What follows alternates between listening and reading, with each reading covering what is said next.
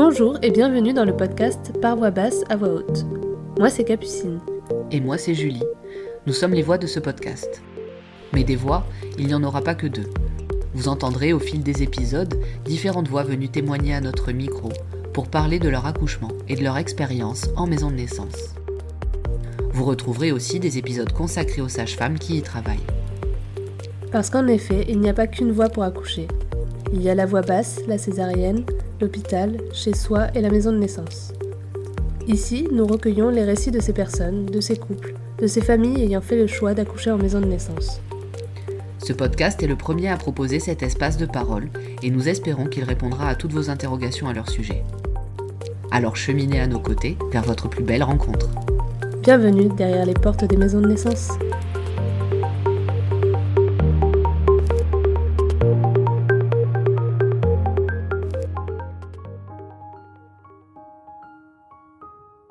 En ce mois de décembre, Nathalie, sage-femme en maison de naissance, nous invite à découvrir le rôle essentiel des sages-femmes en tant qu'accompagnatrices des naissances.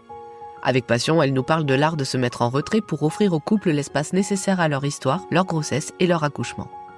Elle parle aussi de sa confiance inébranlable dans les capacités des femmes à enfanter. Nathalie nous raconte également l'expérience unique d'avoir accompagné sa propre fille pendant sa grossesse, un témoignage empreint d'amour, de confiance et de professionnalisme. Comment les sages-femmes insufflent-elles la force de croire en soi ? Comment, dans la discrétion, révèle-t-elle la puissance intérieure des femmes ? Aujourd'hui, Nathalie nous offre avec générosité sa vision et son engagement auprès des familles.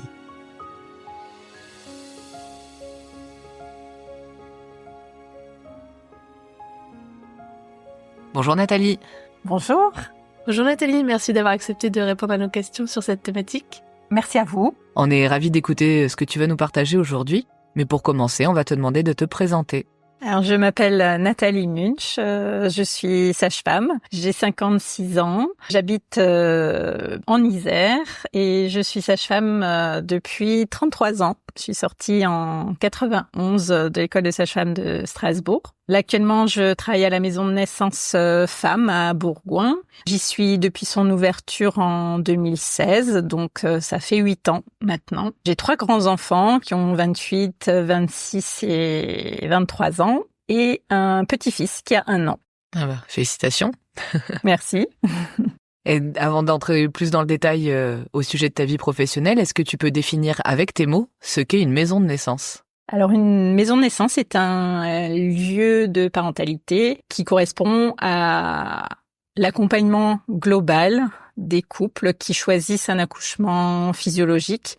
Ce lieu permet aussi des rencontres autour de la parentalité, donc le suivi de grossesse, des temps d'échange de préparation à la naissance, un suivi pendant la grossesse, pendant l'accouchement et en postpartum, avec soit une même sage-femme, soit un groupe de sages-femmes, donc c'est ce qu'on appelle l'accompagnement global, avec toujours cette demande d'accouchement physiologique, donc sans péridurale, en respectant au maximum le rythme de chaque femme qui accouche, avec la particularité aussi de rentrer rapidement à la maison après la naissance. Et cela nécessite d'être à bas risque médical, donc d'avoir un état de santé qui permet une grossesse qui se déroule bien et tout au long de la grossesse de rester dans le bas risque, donc de ne pas avoir de complications de grossesse, d'avoir un travail spontané, un bébé qui se présente bien à terme, qui nécessite pas de déclenchement. Donc on est dans un contexte d'accouchement un peu comme à la maison, mais dans une structure qui permet quand même d'être accompagné par des sages-femmes qu'on connaît et d'avoir le temps qui correspond pour mettre au monde son bébé en fonction du rythme de chacune, avec un accompagnement et une place du conjoint, du coparent peut-être plus importante et facilitée, en tout cas par rapport à d'autres lieux d'accouchement.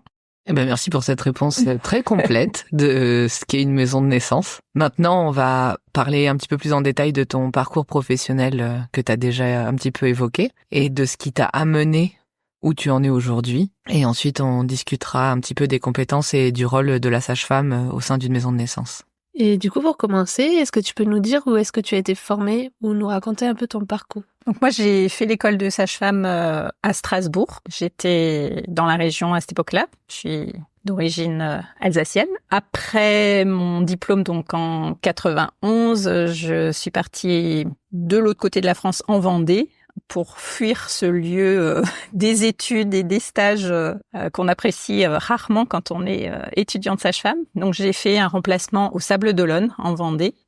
Et puis je suis revenue quand même en Alsace pour retrouver mon futur mari. Et j'ai travaillé dans une clinique pendant 5 ans à Strasbourg. Puis on a déménagé en Isère, ce qui m'a fait quitter mon poste où je travaillais, que j'aimais beaucoup. J'ai passé quelques années sans travailler suite à la naissance de ma fille, donc mon deuxième enfant. Puis j'ai trouvé un poste dans une clinique à Bourgoin-Jallieu, où j'ai fait quelques années en attendant d'avoir mon troisième enfant.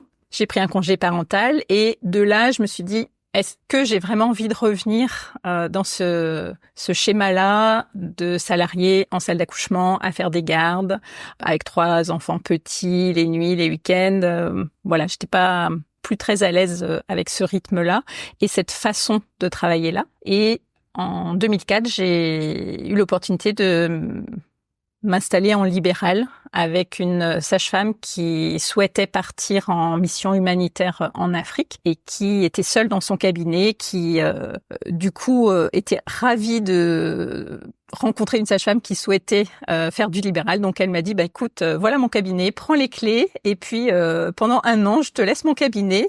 Moi, ça me permet de partir et toi, ça te permet d'avoir un cabinet tout près. Donc je me suis lancée en libéral comme ça, avec rapidement une autre collègue qui voulait faire un temps partiel comme moi, qui a des enfants en bas âge comme moi. Donc toutes les deux, on s'est retrouvés dans ce cabinet. Vraiment, le tapis rouge nous a été déroulé. Et je dois beaucoup à cette sage-femme qui m'a beaucoup appris, forcément. Quand elle est revenue 1 an après, elle nous a proposé de rester avec elle dans son cabinet, qui a déménagé parce qu'il était devenu trop petit pour 3 sages-femmes. Donc, on a trouvé un autre cabinet et on est restés ensemble. Et cette sage-femme faisait des accouchements à domicile, travaillait en plateau technique et quand on se croisait au cabinet et qu'elle me racontait ses expériences d'accouchement, des naissances magnifiques comme je me les imaginais, mais ce que je n'avais pas connu quand je travaillais en tant que salariée en salle d'accouchement, je disais, mais quand même, c'est ça que je veux faire. C'est ça, accompagner des naissances et mettre au monde un bébé, c'est pouvoir être à son rythme, être avec cette intimité et pas dans une salle d'accouchement avec une sage-femme qu'on connaît pas, qu'on reverra jamais. Et petit à petit, ça m'a mis sur cette voie-là de ne pas faire que un exercice en cabinet avec le avant et le après. Et il me manquait quand même cette partie hyper prenante et vraiment chouette d'accompagner aussi les naissances. Et donc, ça alliait tout, de faire de l'accompagnement global.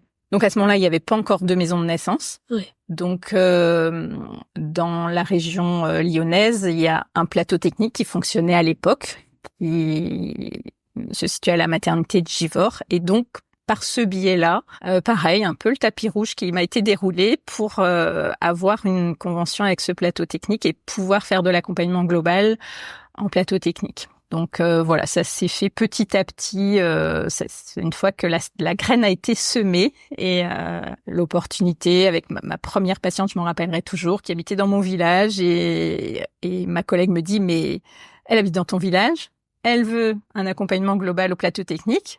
C'est pour toi, vas-y, c'est le moment de se lancer. Et donc voilà, ça a démarré comme ça, progressivement, parce que on était seule sage-femme référente, c'est-à-dire qu'on fonctionnait pas comme actuellement en maison de naissance, où on est souvent en binôme ou en trinôme. Donc en fait, c'était vraiment de l'accompagnement global de A à Z. La patiente n'avait qu'une sage-femme référente et il fallait être disponible tout le temps, 24 heures sur 24, 7 jours sur 7. Oui, du coup, ouais. Donc c'était très très prenant. Donc voilà, je savais pas trop où je mettais les pieds, mais très vite ça m'a énormément plu. La contrainte de l'astreinte, finalement, on l'accepte si de l'autre côté on sent. Je sentais que c'était vraiment de cette manière-là que j'avais envie de travailler. Donc j'ai fait ça pendant 5 ans en plateau technique et en 2015, on a, avec 3 autres sages-femmes, monté le dossier de candidature pour ouvrir la maison de naissance de Bourgoin-Jallieu, donc à l'époque à titre expérimental pour les 5 premières années. Donc, une fois qu'on a eu l'accord d'ouvrir notre maison de naissance, j'ai arrêté le plateau technique pour basculer en maison de naissance. Et il y a eu une année intermédiaire, juste avant l'ouverture de la maison de naissance, où on a obtenu un plateau technique à l'hôpital de Bourgoin. D'accord. Donc, je pense que ça nous a aussi aidé pour ouvrir ensuite la maison de naissance dans cette même maternité partenaire, du fait d'avoir déjà un accès en plateau technique. Donc, ça a été vraiment une ouverture et un accès pour l'accompagnement global en maison de naissance ensuite. Oui, j'imagine. Oui, en fait, si vous connaissez déjà, c'est... Oui. Du coup, ils connaissaient déjà l'équipe. L'équipe de maternité, on a appris à travailler ensemble, on a appris à se connaître, puisque le plateau technique est vraiment au sein des salles d'accouchement. Donc, on est avec les sages-femmes de garde, on apprend à se connaître, on discute ensemble. Quand il y a besoin de donner un coup de main, on va aider, et inversement. Donc, ça a permis de se connaître, et avec l'équipe de sages-femmes, et avec les gynécologues, les pédiatres, même les anesthésistes, pour peut-être faciliter ensuite le démarrage de la maison de naissance 1 an plus tard. Et je me demandais du coup si c'était le but de l'hôpital d'ouvrir ce plateau technique en vue de la maison de naissance, ou si ça a été un hasard. Je pense que quand on a fait la demande de plateau technique, c'était pas trop dans l'air du temps encore. On avait plutôt d'autres projets sur Lyon, sur Grenoble, qui étaient déjà plus ou moins avancés avec des associations de sages-femmes, d'usagers. Mais le problème a toujours été les locaux. Il n'y avait pas de place ou trop d'investissements, trop de travaux. On était dans la phase d'expérimentation, donc les hôpitaux étaient un petit peu frileux pour faire des travaux pour une maison de naissance. Donc tous ces projets-là, on sentait que ça n'aboutirait pas. Et donc à 1 mois de la date limite de dépôt de dossier, de la clôture, au culot, on a demandé au directeur de l'hôpital de Bourgoin, qui nous avait accordé le plateau 1 an avant, si à tout hasard, il n'y aurait pas un petit espace pour faire une maison de naissance.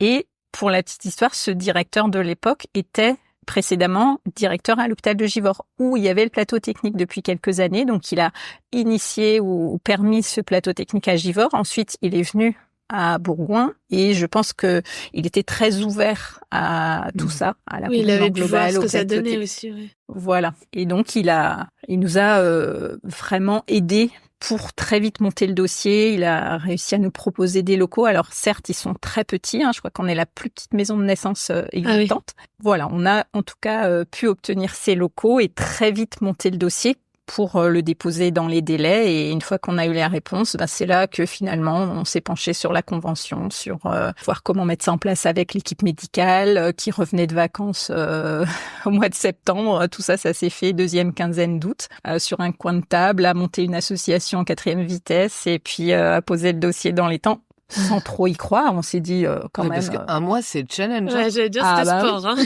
C'était très sport. Alors, on avait des bases parce qu'on avait déjà réfléchi à tout ça sur les autres projets de Lyon et de Grenoble. Oui, bien sûr. Ça aide aussi, j'imagine. Ouais. On a transposé plein de choses sur ce projet-là, et sans trop y croire, vraiment. On s'est dit, on a tout donné. On verra bien.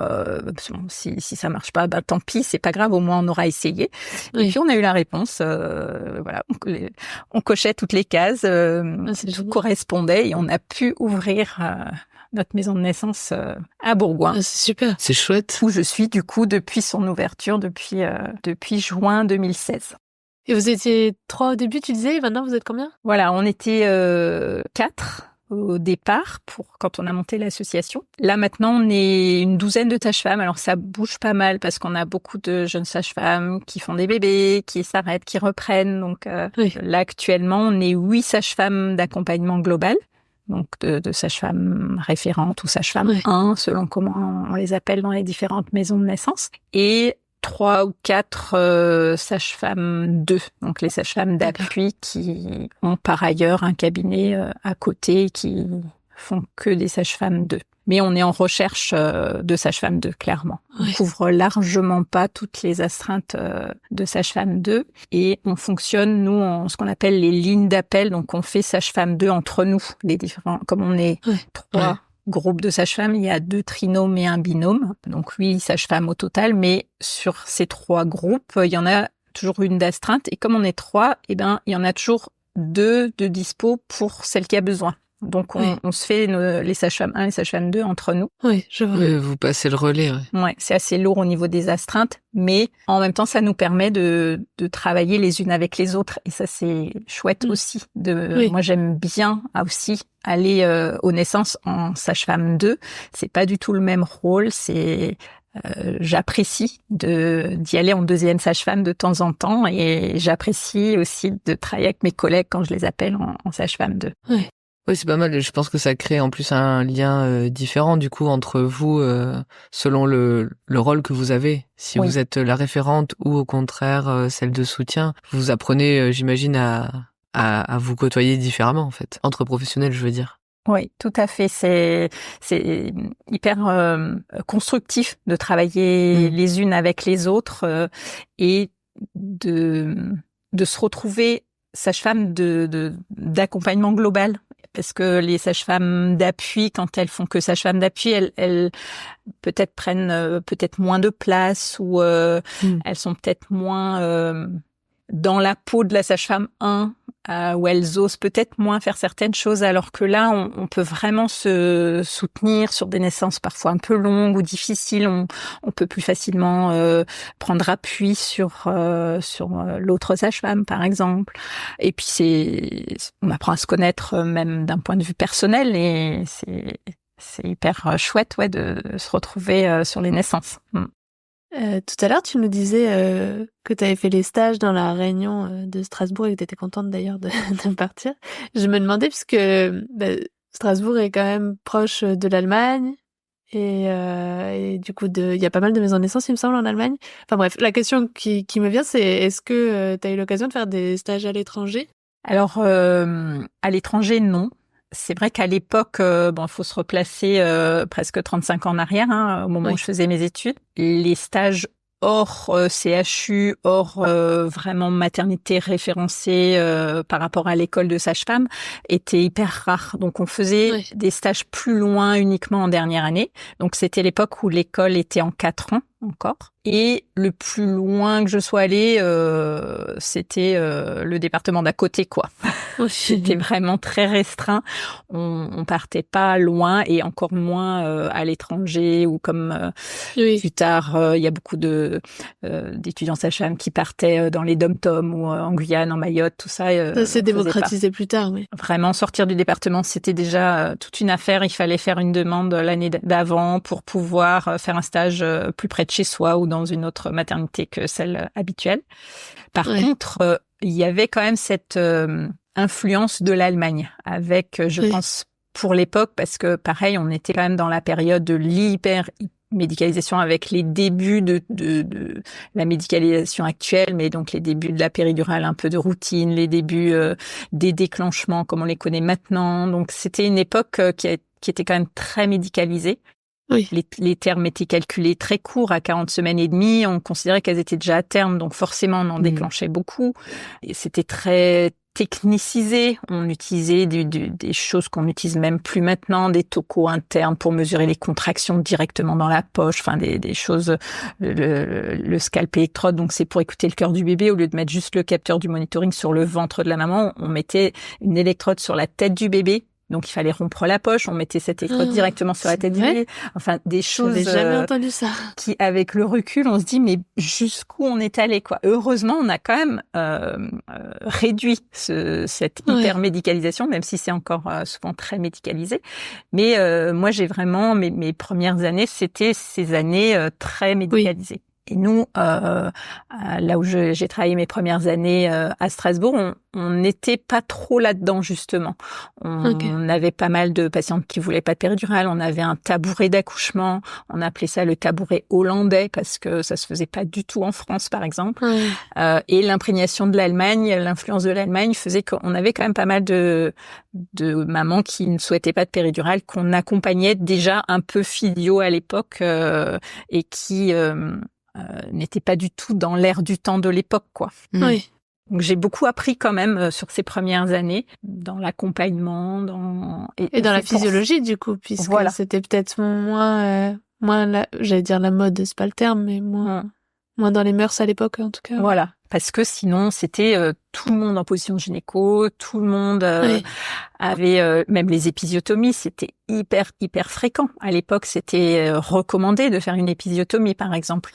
La femme qui n'en avait pas, c'est souvent soit parce qu'elle accouchait trop vite, soit parce que souvent c'est parce qu'on n'avait pas le temps de sortir le ciseau, quoi, ou parce que la sage-femme vraiment prenait la responsabilité de ne pas en faire, mais limite c'était mal vu, quoi. Donc après, quand j'ai eu mon troisième enfant, que j'ai pris un peu de recul, que j'entendais ma collègue raconter ses naissances à domicile, évidemment, je me suis dit, mais moi, c'est pas comme ça que je veux travailler. Donc ça, on parle des années 2006-2008. Donc c'était quand même déjà bien plus tard, mais c'était encore très médicalisé. C'était pratiquement tout le monde avait une péridurale. Et ayant moi-même accouché 3 fois entre-temps sans péridurale, je me suis dit, non, mais c'est pas comme ça que je veux travailler. Je veux respecter les naissances, je veux respecter les mamans, je veux être suffisamment à l'écoute pour qu'elles puissent, elles, avoir un accouchement comme elles le souhaitent et surtout un bon souvenir de leur accouchement et pas être passive, subir. Je sentais un peu cette notion de violence obstétricale. J'avais l'impression, moi, de temps en tant que sage-femme, d'être quelque part violente avec certaines patientes parce que je leur imposais d'une certaine manière. C'était jamais vraiment imposé, mais on influence énormément quand même dans notre discours de sage-femme par des mots qui peuvent amener de la peur, du doute et forcément j'avais pas envie de ces patients qu'on met sous péridurale parce qu'on n'a pas le temps de rester avec elles, parce qu'il y en a 3 autres à côté et que c'est plus simple d'avoir une patiente sous péridurale parce qu'on a moins besoin de s'en occuper. Et ça, pour moi, c'était inconcevable. Je voulais pas travailler comme ça. Ouais. Et je me demandais du coup si ta collègue avant d'être ta collègue, celle qui t'avait laissé le cabinet pour partir à l'étranger, notamment aussi s'il y avait une certaine influence ou si elle avait pu te raconter ses aventures à l'étranger. Oui, elle a vraiment une grande carrière de sage-femme, d'accompagnement global et de physiologie. Donc elle m'a appris, ou en tout cas elle m'a ouvert les yeux sur le fait de pouvoir accoucher dans l'eau, de pouvoir accoucher à 4 pattes, de pouvoir accoucher à son rythme, de laisser faire, d'être dans l'observation mais sans agir et de laisser vraiment la femme, la future maman, agir par elle-même. Et ce mot de être actrice de son accouchement prenait vraiment tout son sens parce qu'avant, être actrice, ok, mais bon, c'est pas du cinéma. Pourquoi on est actrice de son accouchement? On accouche, point.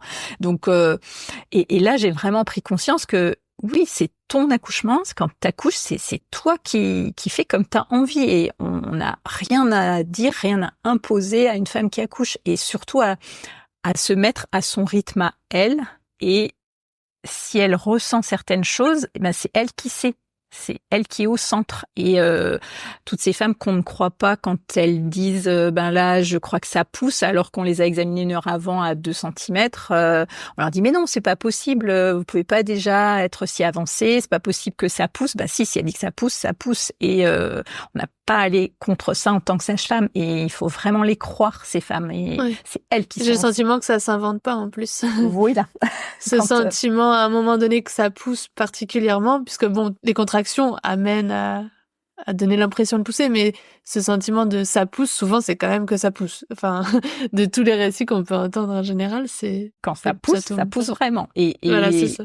Quand ces femmes-là, on leur dit « Ah non, mais ne poussez pas, on n'est pas prêt » ou « Ne poussez pas, le gynéco n'est pas là », mais c'est juste de la torture. Enfin, c'est pas possible de ne pas pousser. Et c'est tout de suite, ça devient de la panique pour tout le monde, pour la mère elle-même qui sent que ça pousse et à qui on dit « Faut pas pousser », l'équipe ou la sage-femme qui est là parce que elle aura pas le temps de préparer son matériel, ou elle aura pas eu le temps d'appeler le gynéco, ou elle aura pas eu le temps, alors que finalement si ça pousse, il y a juste à accueillir et laisser pousser, et puis elle récupérera son bébé, et puis voilà quoi. Donc et une femme qu'on ne croit pas, je pense que c'est horrible pour elle, parce qu'elle se retrouve complètement perdue et elle n'a pas le retour qui correspond à ses sensations, et c'est hyper stressant, hyper angoissant. Oui, c'est ce que j'allais dire. Ce qui doit être difficile, c'est ça. C'est de se dire, mais moi, tout ce que je ressens, je suis face à des professionnels qui accordent pas de crédit à ce qui se passe dans mon corps, alors que c'est très fort. En général, le moment où on dit ça pousse, c'est que c'est le moment le plus intense. Ouais, tout à fait. Du coup, oui, c'est sûr, ça doit être un moment très inconfortable psychologiquement. Du coup, tu nous parles beaucoup de physiologie qui est venue après coup, mais tu nous disais aussi qu'au début de ta carrière, la physiologie, c'était pas le centre forcément des pratiques à cette époque-là. Et je me demandais du coup comment tu avais connu les maisons de naissance, puisque tu nous as parlé directement de l'idée de répondre à un dossier. Mais comment t'as connu, comment le cheminement d'aller travailler ou de monter une maison de naissance est arrivé? L'idée d'ouvrir une maison de naissance était vraiment une idée commune avec les autres sages-femmes du plateau technique. D'autres sages-femmes aussi de la région lyonnaise qui se sont regroupées en association. Donc, j'ai été amenée assez vite par le biais de ses collègues qui travaillaient également en plateau technique, pour certaines depuis bien plus longtemps que moi, à intégrer un peu ce réseau et ces associations de sages-femmes qui on se regroupait régulièrement pour monter ces projets, pour trouver des maternités, un peu tout ce que font maintenant aussi tous les nouveaux projets qui cherchent une maternité partenaire. Donc on réfléchissait aux conditions, on réfléchissait parce qu'on avait aucun repère, on partait vraiment de zéro, donc dans notre tête c'était très flou quand même. Qu'est-ce que c'est une maison de naissance, comment ça fonctionne, cette nécessité d'être 2 sages-femmes pour les naissances. Au départ il fallait être 2, mais on savait pas, est-ce que 2 sages-femmes, est-ce que ça pouvait être une auxiliaire puériculture, est-ce que ça pouvait être une infirmière. Il y avait plein de choses qui étaient très très floues au moment de monter le dossier, donc c'est vrai qu'on passait des heures et des heures à se rencontrer, à discuter de tout ça le soir. Il y avait pas encore trop les visios à l'époque, parce que c'était dans les années 2014-2015, donc même ça avait commencé bien avant avec d'autres collègues. Moi je les ai rejoints à partir du moment où j'ai intégré le plateau technique début 2010, donc il y a eu de longues années de réflexion, de discussion avec d'autres sages-femmes qui étaient déjà sur plusieurs projets. Il y avait notamment un projet sur la maternité de Givors qui finalement n'a pas abouti, mais qui était pas très loin. C'était une question de locaux et de travaux et de budget pour financer ces travaux qu'on n'a pas obtenus, et ce délai de dépôt de dossier qui était une date fixe à mi-septembre 2015, qu'à un moment donné on s'est bien rendu compte quelques mois avant qu'on n'y arriverait pas. J'avais pas conscience que c'était une date fixe. Ouais, il y avait une date limite de dépôt de dossier, c'était de mémoire le 15 septembre, mi-septembre 2015. On a eu la réponse assez rapidement après, fin 2015, peut-être novembre ou décembre, et nous on a ouvert en mai, le temps de réaménager les locaux, de faire les quelques travaux, la peinture, déplacer des portes, etc. pour ouvrir début juin 2016, d'autant plus que l'espace où se trouve la maison de naissance, c'était des chambres de médecins de garde et les internes qui souvent ont leur chambre jusqu'à mai. C'est souvent en mai que les postes d'internes changent, donc ils avaient leur chambre jusqu'en mai, donc on pouvait pas les mettre dehors avant, et donc nous on avait je crois 15 jours pour faire nos travaux entre le moment où les médecins partaient, les internes partaient, et le moment où on voulait ouvrir. Donc pareil, tout ça s'est fait très très vite à ce moment-là, et avec le recul je me dis c'était encore plus challenge que de monter le dossier en fait. Ouais. Alors l'hôpital était quand même très soutenant, hein. Il n'y avait pas eu énormément de travaux à faire et l'hôpital, le service technique de l'hôpital y a mis quand même du sien. Tout le monde était très réactif et je pense quand même grâce au directeur de l'époque, hein, la directrice actuelle n'est pas du tout dans cet état d'esprit. Je pense qu'actuellement, on n'ouvrirait pas de maison de naissance à Bourgoin. Mais on est là. Et pérennisé, donc on reste. C'est ça. Vous avez trouvé le bon timing. Voilà. Même si elle est petite, tant pis. Ah, mais c'est toujours ça. On a beaucoup de femmes, on a beaucoup de témoignages de femmes, pour le coup, de la maison de naissance de Bourgoin. Et du coup, je pense que ça sert à beaucoup de gens quand même si elle est petite. En tout cas, merci pour toutes ces explications. On va parler maintenant de notre thématique du mois, autour du rôle de la sage-femme auprès des couples et de la parturiente, notamment dans le cas du coup aujourd'hui des maisons de naissance. Tout à l'heure, tu as abordé à plusieurs reprises le fait qu'une femme pouvait être actrice de son accouchement. Tu l'as dit à plusieurs reprises, tu as même fait une petite blague à ce sujet. Et avant d'entrer un peu plus loin dans ce qu'est une maman actrice, on va un peu voir au niveau de la sage-femme comment ça se passe. Et en premier, on aimerait savoir ce qui serait, selon toi, les particularités du travail de sage-femme en maison de naissance.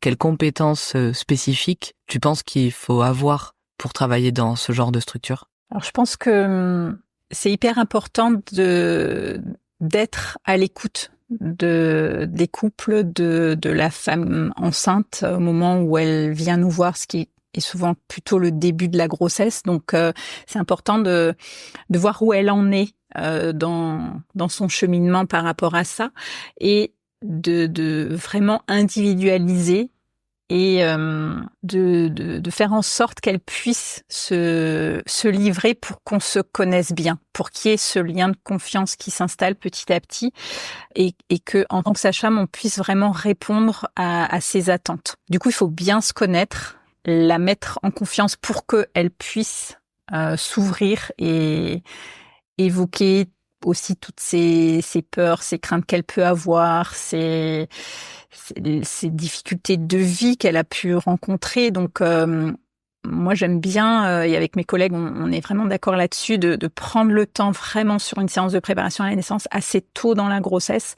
de parler de leur histoire, de qui ils sont, qu'est-ce qu'ils ont entendu au sujet des naissances dans leur famille, voilà comment cette future maman est née elle-même, qu'est-ce qu'elle a eu comme discours de la part de sa maman.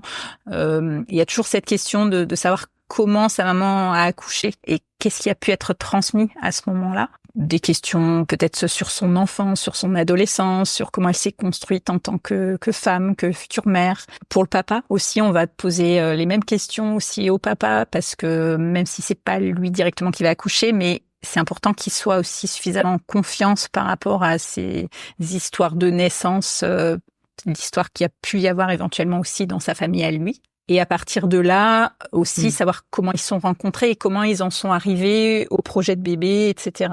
Donc c'est vraiment un petit peu un tour d'horizon de qui ils sont pour les connaître au plus près et ensuite de répondre à leurs attentes par rapport au projet de naissance. Donc c'est de plus en plus utilisé les projets de naissance. Après, on n'a pas forcément besoin qu'ils écrivent un projet avec des choses qui la plupart du temps sont d'office acquises. Hein. Il y a beaucoup de demandes, par exemple autour du pot à pot, du clampage tardif du cordon. C'est des choses qui sont tellement évidentes pour nous que ça n'a pas besoin forcément d'être écrit dans un projet de naissance, mais ça peut concerner peut-être d'autres demandes plus spécifiques. Et du coup, une grande qualité, je pense, d'une sage-femme de maison de naissance, c'est vraiment d'être à l'écoute et d'être disponible. Et si un rendez-vous dure plus longtemps parce qu'il y a vraiment beaucoup de choses qui ressortent lors d'un rendez-vous, qu'il y a besoin de parler de certaines choses, on peut pas dire c'est l'heure, on en parlera la prochaine fois, quoi. Et je pense qu'il faut toujours prévoir suffisamment de temps et nos rendez-vous sont en général très longs pour laisser cet espace et ce temps pour parler de soi, tout simplement. Et nous, c'est hyper important parce que c'est comme ça qu'on les connaît vraiment et que au moment de l'accouchement, on peut les accompagner de façon très individualisée, très personnalisée parce qu'on sait un petit peu ce qu'ils ont vécu. Alors, on connaîtra pas toute leur vie, mais les choses marquantes, les choses importantes et tout ce qui pourrait avoir un impact sur l'accouchement, sur le travail, sur le lâcher prise, sur des éventuels blocages au moment de l'accouchement, c'est hyper important d'en avoir parlé avant. Et comment vous faites pour vous positionner face au couple? Parce que tu parles de tout ça, comment laisser l'espace, le temps que les choses soient expliquées, soient discutées, etc. Mais comment vous, en tant que sage-femme, vous faites pour à la fois être là, les écouter, leur laisser tout cet espace, mais pas non plus trop en faire, en fait. C'est trouver l'équilibre pour les accompagner au plus juste. Oui, c'est vrai qu'il faut laisser la place et puis éveiller peut-être leur propre réflexion et pas forcément répondre à une question par une réponse toute faite, mais les laisser ou les amener à ce qu'ils réfléchissent eux à comment ils voient les choses, à comment ils réagiraient dans telle ou telle situation. Donc c'est beaucoup d'échanges plus que d'amener de l'information ou de donner telle ou telle connaissance de telle ou telle étape de la naissance, mais de les amener petit à petit à réfléchir par elles-mêmes et aussi à être à l'écoute de leurs sensations au niveau du corps, d'apprendre à se détendre, d'apprendre à respirer, d'apprendre à reconnaître les sensations, de différencier toutes ces petites sensations qu'on peut avoir déjà au cours de la grossesse, de peut-être mieux reconnaître aussi les mouvements de leur bébé, de favoriser cette connexion et ce lien avec leur bébé, d'exprimer aussi peut-être plus ses besoins, ses attentes aussi dans le couple. Je pense que ces moments d'échange permettent aussi au papa de prendre conscience peut-être des difficultés, des besoins profonds vraiment de sa compagne pendant la grossesse, et ça lui permettra d'être aussi beaucoup plus à l'écoute au moment de l'accouchement pour avoir lui aussi sa juste place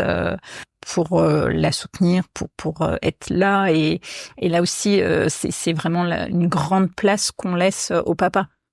Oui, tu viens de dire justement que vous essayez d'amener les gens à découvrir par eux-mêmes un peu tout ce qui va se passer, tout ce qui est en train de se jouer et ce qui va arriver au fil des mois et jusqu'au moment de l'accouchement.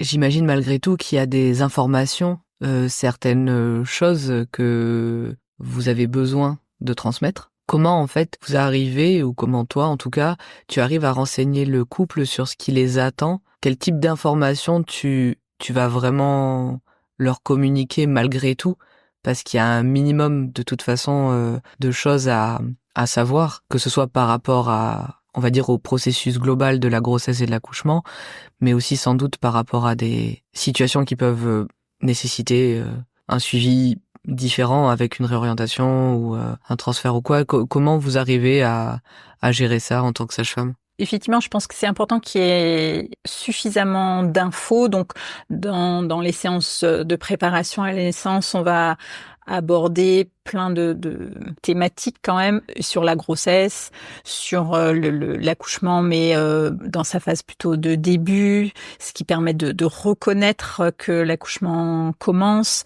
toutes ces phases au cours de l'accouchement aussi qu'elles vont traverser avec tout ce processus hormonal qui va se mettre en place petit à petit, la fameuse phase de désespérance dont on parle souvent, et elles sont souvent au courant de ça. Ça peut faire peur d'ailleurs d'expliquer à quoi ça correspond tout ça, et tout ce qu'elles vont traverser finalement, c'est un peu la suite logique de ce qu'il y aura eu avant, et c'est ce qui va amener à l'étape d'après. Et tant qu'on avance dans les étapes, c'est qu'on se rapproche de la rencontre avec le bébé, et que chaque étape est nécessaire, et que chaque étape est importante. Elle dure plus ou moins longtemps, elle va être plus ou moins marquée, mais il faut pas brûler les étapes. Et c'est là que ça prend tout son sens de laisser le temps à chaque femme d'accoucher à son rythme. C'est que si elle a besoin de temps pour passer une étape, il faut qu'elle ait ce temps-là. Et il faut ni devancer, ni précipiter, et accompagner et soutenir, surtout s'il y a une étape qui est difficile à traverser. Et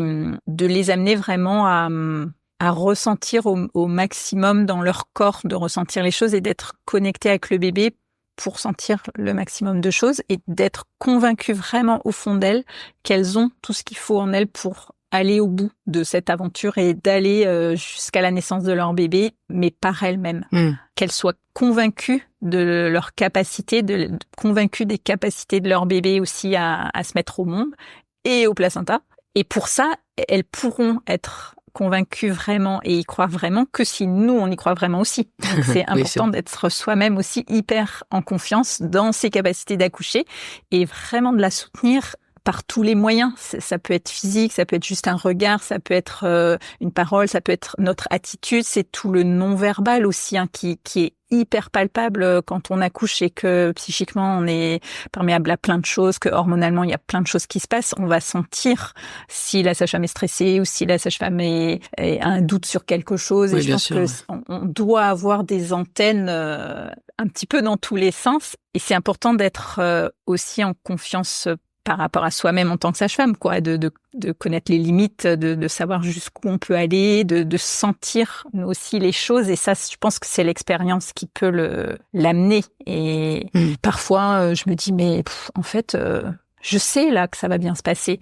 Et j'ai pas besoin d'écouter le bébé, j'ai pas besoin de faire grand chose. Je sais que ça avance, je sais qu'elle va y arriver. J'ai vraiment confiance en elle et dans ses capacités d'accoucher. Et je pense que ça, ça doit sentir aussi quand on est en train d'accoucher. Oui, probablement. Ouais.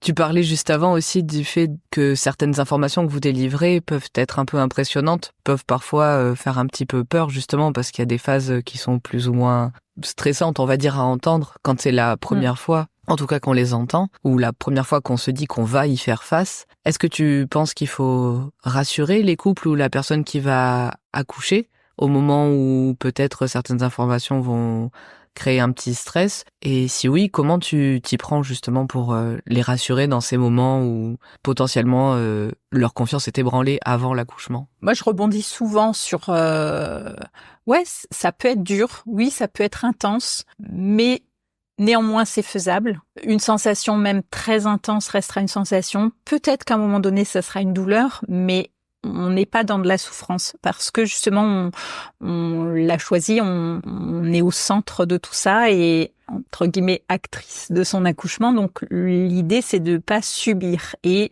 de respecter ses propres limites.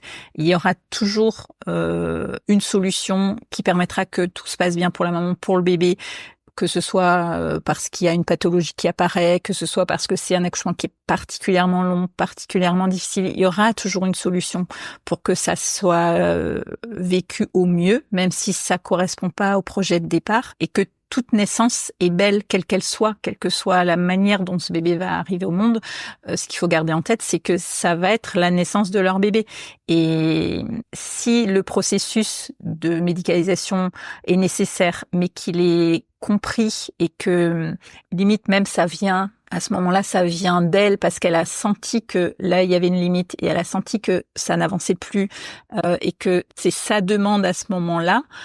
C'est que c'est le bon moment. Et c'est important de pas non plus presser quand on voit apparaître une pathologie ou justement quand on commence à avoir un doute sur la suite, de la laisser elle cheminer pour que le moment du transfert, alors sauf situation d'urgence où là on n'a pas toujours le temps, mais oui, quand c'est dans un processus d'un col qui stagne, alors on va essayer plein de choses justement pour débloquer la situation, mais souvent c'est elle-même à un moment donné qui va dire mais là je sens que j'ai fait tout ce que je pouvais, je sens que je peux pas aller plus loin, je sens que ça n'avance pas. Souvent, peut-être qu'on va l'examiner pour confirmer, mais à ce moment-là, on va pas précéder. C'est elle qui en sera arrivée à ce stade-là et chaque femme a ses propres limites. Donc, nous, en tant que sage-femme, il faut pas non plus qu'on se mette à sa place parce que chacune le vit à sa manière et chacune a ses limites et chaque accouchement est différent, même si on accouche toutes pareil, mais finalement, chacune à sa manière. Et encore une fois, on peut pas faire à sa place. C'est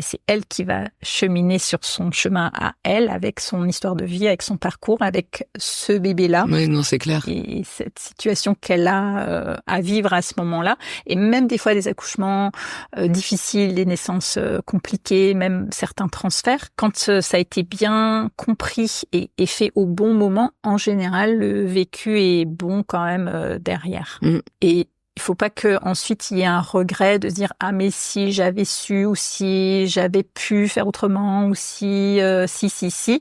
On reste sur des regrets et là c'est difficile d'accepter quand la situation au final n'est pas comme celle qu'on avait imaginée. Alors que quand c'est compris et que ça arrive au bon moment, c'est beaucoup mieux accepté. Oui, nous on a eu plusieurs invités qui, alors pour rebondir sur les 2 principales dernières choses que tu viens d'évoquer, et à la fois le fait en effet que ça ait été expliqué et compris, en général ça permet que, quel que soit en plus le seuil de gravité, j'ai envie de dire, on a eu des exemples plus ou moins justement urgents où ça a été finalement bien vécu. Et ce que tu disais, les femmes qui se rendent compte que ça bloque et que ça vient d'elles, l'information, c'est-à-dire que c'est elles qui délivrent l'information à leur sage-femme, j'ai trouvé ça super intéressant. On a eu plusieurs invités qui nous ont fait part de ça. Et en effet, ça joue énormément sur finalement le fait que le transfert est une suite logique dans leur processus d'accouchement pour elles. Et après, il y a vérification, comme tu dis, de la sage-femme et puis l'accompagnement nécessaire. Hein. Mais en effet, ça joue beaucoup sur l'acceptation du changement de projet, finalement. Et une petite question, je sais pas trop s'il y a une réponse en plus ou pas à apporter, mais comment est-ce qu'on redonne le pouvoir à une maman? Dans le sens, même si au dernier moment, même si à la dernière minute, il y a un doute qui arrive, que ce soit le jour J, la veille ou un mois avant, comment on redonne le plein pouvoir à la maman? Parce qu'on a beaucoup parlé de confiance, on a parlé des petites peurs, des stress face à des informations, mais là, c'est vraiment le cœur de comment elle peut être à 300% actrice de son accouchement et confiante au point maximal, on va dire. Moi, j'aime bien leur dire qu'en fait, elles sont super fortes et qu'elles ont une force en elles qu'elles ne soupçonnent même pas, mais qu'elles vont découvrir au moment de l'accouchement. Et cette force-là, elles l'ont en elles et c'est vraiment au moment de l'accouchement que ça va se révéler. Et de vraiment les convaincre qu'elles peuvent le faire et que au moment de l'accouchement, c'est pas tu peux le faire, c'est tu es en train de le faire. Et là maintenant, tu le fais. Donc quand elles se découragent ou qu'elles ont l'impression qu'elles n'y arrivent pas ou que je dis mais si tu y arrives, regarde, tu le fais là, tu y arrives. De rester dans le présent en fait au maximum et pour éviter de partir justement dans le cérébral quoi et dans les doutes, dans les questionnements. C'est non, là maintenant tu le fais. Allez, il y a une contraction qui arrive, allez, on l'accompagne et tu le fais et de rester soutenante, mais de leur juste leur rappeler cette puissance-là qu'elles ont. Et un livre que j'adore conseiller, qu'on a même au cabinet en plusieurs exemplaires et qu'on leur prête, c'est les BD de Lucille Gomez, qui parle justement des super pouvoirs de la femme qui accouche, qu'elle va découvrir, puis amplifier et vraiment utiliser au moment de l'accouchement. Et je trouve que vraiment c'est un livre génial parce qu'il est très juste, il aborde plein de choses concernant l'accouchement physio et souvent je le recommande aussi aux papas parce qu'ils ont parfois moins le temps de lire ou moins envie. Et ce livre-là, vu que c'est de la BD, en plus il est drôle, il y a de l'humour et ça impacte. Et c'est vraiment des phrases et des mots-clés qui vont rester et que j'aime utiliser ensuite aussi au moment des accouchements. Quand je sais qu'elles ont lu le bouquin, il y a des mots que je peux réutiliser, par exemple. Il est voilà, très chouette pour donner confiance. Oui. Pour prendre conscience que oui, une femme qui accouche, elle a ses super pouvoirs. Je crois qu'il est cité dans 90% de nos épisodes, ce livre. J'ai pas compté, mais il a l'air en effet de bien accompagner les mamans. Et les papas, du coup, en l'occurrence, c'est vrai que c'est un bon plan pour ceux qui n'aiment pas trop lire, que ce soit maman ou papa, accompagnant, peu importe. Même les proches, j'imagine aussi. Expliquer aux proches de manière un peu plus ludique ce qu'il en est, je pense que ça peut être aussi un bon plan. On parlait tout à l'heure des peurs lors de la grossesse, face à l'accouchement ou ce genre de choses, mais on s'est demandé à quel point, en cas d'accouchement qui précède celui qu'elles sont en train de préparer, donc un premier enfant ou peu importe, mais un des enfants qui a pu naître auparavant et qui aurait malencontreusement été traumatique.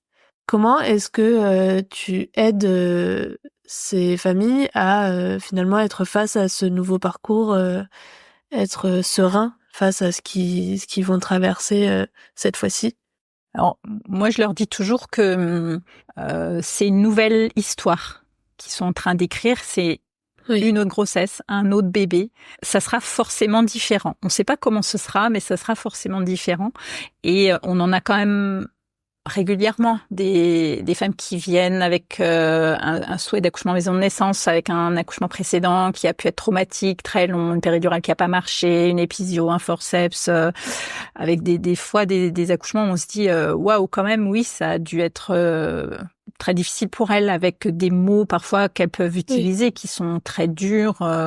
Et là, vraiment, j'essaie vraiment de leur faire prendre conscience que c'est différent et que tout ce qu'elles vont vivre déjà au courant de la grossesse, si elles font un flashback et qu'elles se rappellent comment c'était à ce stade-là sur la grossesse précédente, déjà elles vont par elles-mêmes prendre conscience que oui, déjà là, elles ne sont pas au même stade que au 6e mois sur cette première grossesse où parfois elles avaient justement pas de connaissances, elles étaient un peu embarquées dans un parcours très classique, à pas oser poser questions, à pas oser s'affirmer par rapport à telle ou telle chose, et de leur faire prendre conscience que déjà là c'est différent et que à l'accouchement ça sera forcément encore plus différent et que elles ont fait ce choix d'un parcours un peu autre avec l'accompagnement global, avec ce choix de venir en maison de naissance, et que si elles ont fait ce choix-là, c'est que quelque part elles sont convaincues que ça peut être autrement. Sinon, elles auraient peut-être choisi d'aller dans un niveau 3 avec peut-être de demander une césarienne d'office pour ne plus vivre un accouchement difficile. Non, elles ont fait le choix de venir en maison de naissance, de souhaiter un accouchement physio. Donc, bingo, c'est qu'elles en sont capables et que ce sera forcément très différent. Oui. Et là, il y en a une notamment qui me vient à l'esprit, qui a eu un premier accouchement vraiment traumatique plusieurs années avant, qui mettait la barre très haut, qui avait vraiment envie d'un accouchement hyper physio, qui voulait surtout pas l'hôpital. Parfois, on se méfie un petit peu de ces femmes très dans les extrêmes, qui refusent vraiment en bloc toute médicalisation, qui refusent l'hôpital. On se dit, si on a besoin quand même, peut-être que ça va te sauver ou sauver ton bébé. Et en fait, elle était déterminée. C'était en mode guerrière. Je n'accoucherai pas à l'hôpital, j'accoucherai à la maison de naissance. Et elle a eu une naissance mais magnifique. Et j'aime pas dire que un accouchement peut en réparer un autre, mais là clairement c'était plus la même femme, et elle s'est vraiment sentie valorisée même aux yeux de son entourage d'avoir pu accoucher la deuxième fois sans aide médicale en maison de naissance avec une sortie précoce, un allaitement qui était fluide, qui a super bien démarré, et elle m'a dit mais je me sens forte après cet accouchement parce que j'ai l'impression que je me suis prouvé à moi-même que c'était possible, et elle en revenait pas elle-même que ça ait pu se passer aussi bien, parce qu'elle a accouché bien, sans point au niveau du périnée, enfin vraiment la naissance idéale que des fois elles nous le disent, mais je pouvais même pas rêver mieux que la naissance que j'ai eue, quoi. Donc je me dis que elles en sont capables dans tous les cas. Et toute femme qui vient avec un précédent accouchement compliqué, je lui dis mais c'est possible. C'est rigolo, t'as dit la naissance que j'ai eue. Je trouve ça intéressant. Je me suis fait exactement la même remarque. Non, parce que dans le cas de, justement, tu dis, un accouchement peut pas en réparer un autre, mais tu dis c'était une nouvelle femme, et c'est vrai que c'est potentiellement une forme de naissance aussi pour la mère, ou en tout cas de renaissance. Souvent, le coparent est mis de côté par le corps médical. Alors c'est pas toujours le cas, et de moins en moins, on est d'accord, mais c'est encore, en tout cas, parfois le cas. Et souvent, seule la personne qui accouche est sollicitée par les questions de la grossesse, les questions de l'accouchement. Et tout à l'heure, tu nous parlais de cette place qui était importante. Comment, en maison de naissance, vous procédez pour permettre justement aux coparents de trouver une place actrice dans finalement ce versant de la parentalité qui n'est pas au cœur de l'accouchement, mais qui est quand même un grand acteur ou une grande actrice de ce moment? Alors c'est vrai que j'essaie toujours d'inclure au maximum les papas aux différents rendez-vous, aux séances de prépa. Il n'y a pas une prépa moins importante ou moins chouette pour eux. Elles sont toutes importantes, et de le laisser s'exprimer aussi, lui, dans ses craintes, ses peurs, ses difficultés, et comment lui voit les choses, quelle place lui il a envie de prendre. Et c'est pas toujours facile parce que il y a certains hommes qui considèrent que c'est plus une histoire de femmes, que finalement c'est pas eux qui vont accoucher, donc ils disent moi je te suis, je fais comme t'as envie, mais c'est important quand même de recueillir leurs envies à eux et de les placer aussi au centre pour qu'ils soient le couple qui accouche. Et il y en a beaucoup qui disent des papas qui après disent on a accouché, ils accouchent quelque part aussi et ils deviennent papas. Au cours de cette aventure, ils deviennent papas, surtout quand c'est un premier. Donc ils ont vraiment aussi une grande place et il faut qu'on tienne compte des papas. Et par rapport à mon histoire peut-être un peu plus personnelle, peut-être la fois où ça a été le plus difficile pour moi, c'est quand j'ai accompagné ma fille lors de sa grossesse et elle a choisi d'accoucher en maison de naissance et ma crainte, c'était de prendre trop de place, justement, et de vouloir peut-être trop guider, trop imposer mon point de vue. Et j'avais peur de pas laisser assez de place au papa de mon petit-fils, qui n'était peut-être pas autant dans le projet au départ que ma fille, qui finalement a un peu grandi avec ses aventures, ses histoires d'accouchement sans péridurale et d'accoucher à quatre pattes ou d'accoucher dans l'eau. Donc pour elle, c'était assez évident et elle a assez vite eu envie de ça pour son accouchement. Mais lui, on n'a jamais trop eu le temps d'en parler avant qu'elle soit enceinte. Et puis il a vraiment cheminé au cours de la grossesse et c'était important de lui laisser le temps aussi de se projeter et de lui laisser toute sa place. Et je me suis dit, mais ok, tu vas accoucher en maison de naissance, ok, tu veux que je sois ta sage-femme. Déjà, c'est pas évident de rester à sa place de sage-femme, de maman, de mamie et en plus de belle-mère. Donc, Oui, c'est un sacré combo. Et j'étais hyper attentive tout le temps, tout au long de la grossesse et encore plus au moment de l'accouchement, de vraiment lui laisser toute sa place et de pas moi prendre trop de place. Et c'était un bon exercice finalement parce que... Oui, j'allais dire, ça a été l'expérience la plus prenante pour apprendre à faire ça du coup. C'est clair, c'était très très intense. Pour tout le monde et puis même au moment de l'accouchement pour ma fille, quand c'est ta fille qui accouche, t'aurais envie limite de faire des contractions à sa place parce que tu veux la protéger de tout, tu veux l'aider en tout, donc ça a pas été facile et je savais pas trop avant comment j'allais réagir au moment des contractions, au moment où ça allait être dur, au moment c'était quand même un premier bébé, je m'attendais à ce que ce soit une naissance comme un premier bébé, donc c'était important aussi qu'elle soit sûre de son choix, que ce soit pas un choix par défaut, qu'elle soit elle aussi bien au centre de ses décisions et que à tout moment elle puisse me dire écoute maman là je veux plus rester en maison de naissance et finalement je veux quand même une péridurale et à tout moment je lui disais mais tu as ce choix là, c'est toi qui décides et si tu t'accouches pas en maison de naissance pour me faire plaisir et c'est ta vie, c'est ton accouchement, c'est la naissance de ton bébé et vous allez vivre ça vous ensemble. Et puis moi, je suis hyper honorée de vous accompagner là-dedans et voilà, d'être ta sage-femme et que tu me fasses cette confiance-là. Mais c'est toi qui accouches et c'est vraiment ton choix. Et c'était important qu'ils en parlent entre eux et qu'ils soient lui aussi intégré dans tout ça et pas aller à la naissance de son bébé avec sa belle-mère à côté, quoi.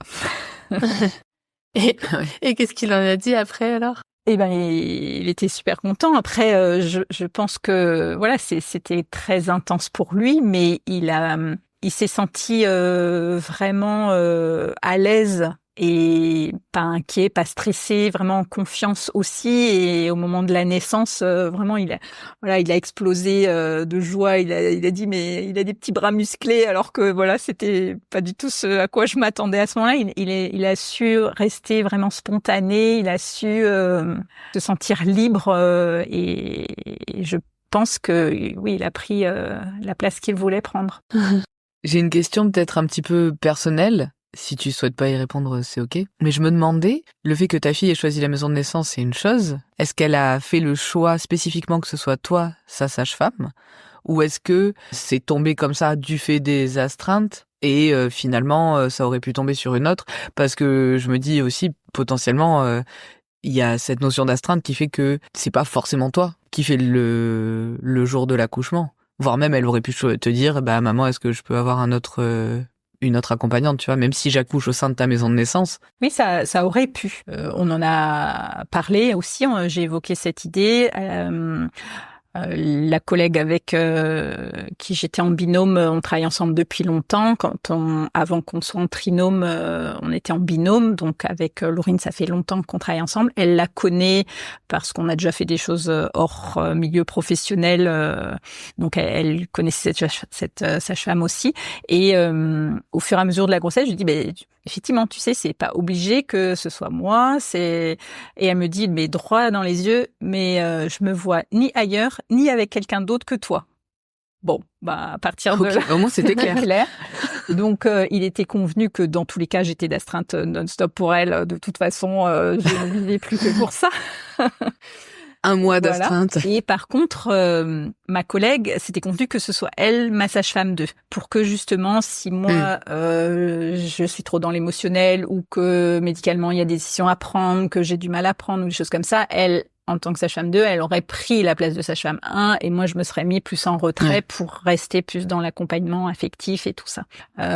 Donc ça, c'était bien réfléchi avant, mais pour ma fille, c'était clair que ce serait avec moi. Donc, il n'y avait pas de plan B. J'étais d'astreinte pour elle et dans tous les cas, j'allais y aller.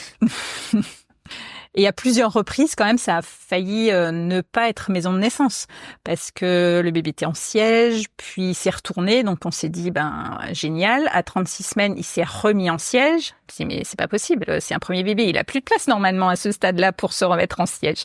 Donc, elle est venue au cabinet le matin de bonne heure avant d'aller au boulot. Ma collègue mettait un petit appareil d'écho. J'ai fait une écho vite fait parce que moi, je suis pas vraiment formée en échographie, mais ça, j'ai quand même pu tout de suite confirmer effectivement que la tête était revenue en haut.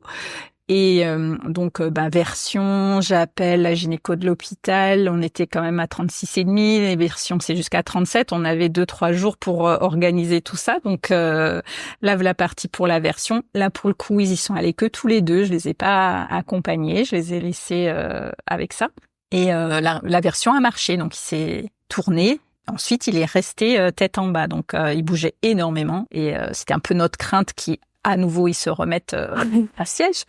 La gymnastique. Non, c'est bon, on arrive à 40 semaines, 40 et demi, bon, c'est bon, il est toujours la tête en bas, là, je pense que vraiment, c'est définitif. Et puis, elle perd les os, elle rompt sa poche, mais sans contraction, enfin, des petites contractions. Elle se voyait accoucher dans la nuit, c'était 11h du soir. Super, maman, j'ai perdu les os, je vais accoucher, c'est trop bien, tout excité. Je dis, oui, mais est-ce que tu as des contractions? Un petit peu, mais ça va venir, c'est pas grave, oui, c'est bien. Ça va venir, t'as raison, mais le lendemain matin, il y en avait pas. Toute la journée qui a suivi, il y en avait pas. Et heureusement qu'on a 48 heures, nous, à la maison de naissance de Bourgoin, pour que le travail se lance. Si on avait 12 heures, 24 heures, comme dans certaines maisons de naissance, elle aurait été transférée pour être déclenchée. Donc là, ça s'est lancé juste... le deuxième jour, donc avant que nous on soit obligés de basculer sur l'hôpital au sein de la maison de naissance de Bourgoin. Et ça s'est lancé au moment où dans sa tête elle s'est dit c'est mort, j'ai pas de contraction, ça fait déjà 2 nuits, ça va pas se lancer. Elle a pleuré un bon coup. Ils sont venus à la maison pour se rapprocher parce que là pour le coup on savait quand même que c'était imminent et toute la nuit elle avait pas de contraction et au petit matin elle a craqué en se disant voilà, tant pis, j'accoucherai pas à la maison de naissance, mais tu viendras avec moi en plateau technique. C'est l'avantage d'avoir quand même encore cette possibilité de plateau technique. Et une fois qu'elle avait pleuré un bon coup, elle a eu ses contractions, petit à petit ça s'est lancé, elle a commencé le travail à la maison et on est parti pour la maison de naissance en fin de matinée, puis elle a couché en fin d'après-midi. Donc après, c'était chouette, mais à 2 reprises, ça a quand même failli. Mais jusqu'au bout, là aussi, encore une fois, c'est de rester confiant, d'y croire jusqu'au bout. Et parfois, il faut passer par des mini-phases de désespérance pour que quelque chose se débloque et pour qu'on puisse passer dans l'étape d'après. Mais c'était important à ce moment-là que je lui dise... même là, après 36 heures ou 40 heures de rupture, de dire, mais tu sais, c'est pas grave si c'est pas à la maison de naissance, c'est pas grave si c'est pas avec moi. Et dans sa tête, ça pouvait pas être autrement, quoi. Ouais. On parlait, donc là, tu as une posture un peu plus pro-perso, mais en tant que professionnel, du coup, malgré tout, tu as des connaissances théoriques. Et on se demandait comment tu parvenais, malgré ces connaissances, à la fois aussi même amassées par l'expérience et par ce que tu as appris pendant tes études, comment tu parvenais à prendre un recul nécessaire finalement pour laisser la place au couple, pour laisser la possibilité à ce couple de trouver son propre chemin et peut-être de grandir seul sans, comme on disait un peu au début, sans trop en faire, mais cette fois-ci avec des notions très théoriques. Quand on sait des choses, ça amène aussi une façon d'interagir autre. Par où je commence? Je pense que c'est important de laisser chaque personne cheminer à son rythme. Et les 9 mois de grossesse, c'est vraiment une période où on évolue beaucoup. Les femmes évoluent énormément tout au long de ces mois de grossesse. Elles reconnaissent au fur et à mesure plein de choses entre les mouvements du bébé, toutes les sensations qu'elles peuvent avoir, de leur faire prendre conscience qu'elles peuvent reconnaître une contraction d'une douleur ligamentaire, d'une douleur digestive, d'une douleur musculaire. J'amène de l'information, mais au final, c'est quand même elles qui en déduisent ah ben oui, alors ça, ce que je ressens, ça sera quand même plutôt ça ou ça sera plutôt ça. Et entre le début de la grossesse et la fin de la grossesse, déjà, il y a une transformation. Il y a plein de choses qui se mettent en place et intellectuellement dans les informations qu'elles auront et plus physiquement, plus dans leur corps. Et il y a une jeune maman comme ça pour laquelle j'étais vraiment admirative parce que elle était toute jeune, elle a démarré sa grossesse, elle avait même pas 19 ans, elle est arrivée dans cette région depuis peu, elle avait très peu de réseau autour d'elle, pas de famille, pas vraiment d'amis et en fin de grossesse, c'était plus la même. Elle a mûri à toute vitesse, elle a appris plein de choses, elle s'est renseignée sur plein de choses, elle avait une idée de la parentalité qui était déjà hyper aboutie pour quelqu'un de si jeune et elle a vraiment su évoluer énormément et à chaque fois je me disais mais waouh quoi, elle est quand même géniale cette petite jeune et avec le parcours qu'elle a eu d'en être déjà là à son âge et sur une première grossesse et elle a accouché à la maison de naissance admirablement bien. Enfin, elle était hyper connectée à son corps, hyper connectée à son bébé, son conjoint hyper soutenant, alors que pareil au début, il était un peu timide, il osait pas trop prendre sa place et tout ça. Et puis elle a eu un deuxième bébé après et sa deuxième grossesse, ben finalement, d'emblée, elle était hyper sereine, hyper sûre de ses capacités, hyper sûre de s'en sortir avec 2 bébés, même s'ils étaient rapprochés. Et alors qu'elle aurait pu être vraiment dans du doute et elle avait cette conscience. Et c'était vraiment chouette de la voir évoluer comme ça. Ouais.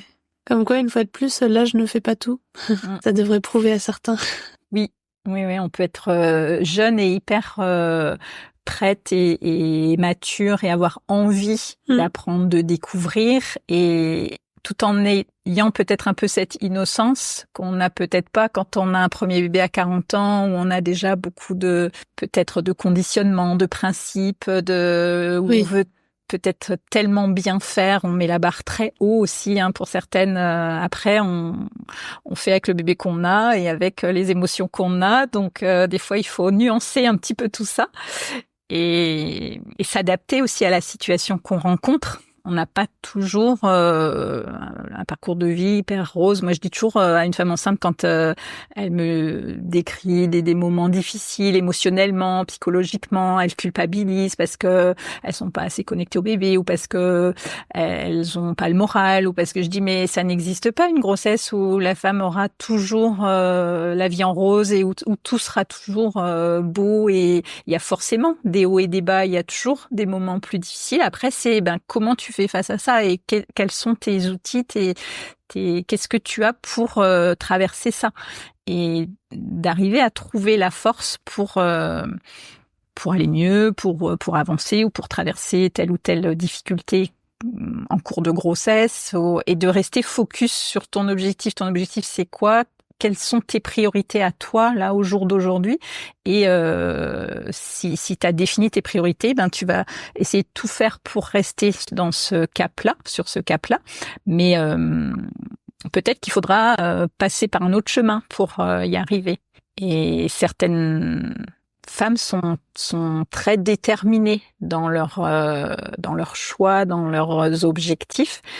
Et c'est vrai que les situations parfois font que il y a des difficultés de grossesse, il y a des difficultés au moment de l'accouchement, et il y a aussi une autre maman comme ça qui me vient à l'esprit, qui a eu 3 grossesses très différentes, 3 accouchements très différents, qui à chaque fois auraient pu l'éloigner d'un projet physio, mais au final elle a toujours réussi à revenir sur son objectif, vers son objectif, et les 3 fois elle a accouché à la maison de naissance, et avec le recul je me dis là effectivement peut-être que ça aurait pu ne pas se faire à la maison de naissance, parce que le premier c'était un gros bébé sur un accouchement vraiment très très long, la poussée a été très très longue.